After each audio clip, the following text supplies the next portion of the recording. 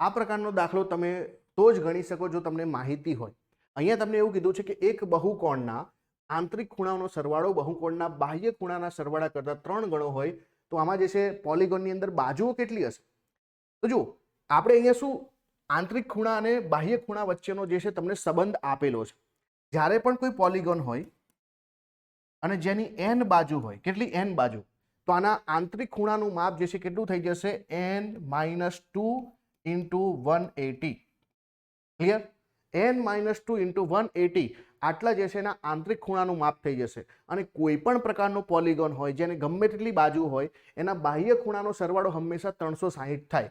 તો બાહ્ય ખૂણા જે છે એનો સરવાળો કેટલો થાય? 360 થાય. હવે આ બંને વચ્ચેનો સંબંધ આપણને શું આપ્યો છે કે આંતરિક ખૂણાનો સરવાળો બાહ્ય ખૂણા કરતાં જે છે કેટલો છે? 3 ગણો છે.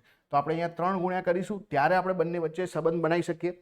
તો હવે જુઓ, 180 ગુણ્યા 2 કરીશું અને અહીંયા જે છે કેટલા થઈ ગયા? 3 દુ 6. તો n-2 બરાબર 6 એટલે કે n બરાબર 8. આનો મતલબ છે કે આ જો સંબંધ આપેલો હોય તો આવા પોલિગોનને, આવા બહુકોણને ટોટલ જે છે 8 ભુજાઓ હશે. કેટલી? 8.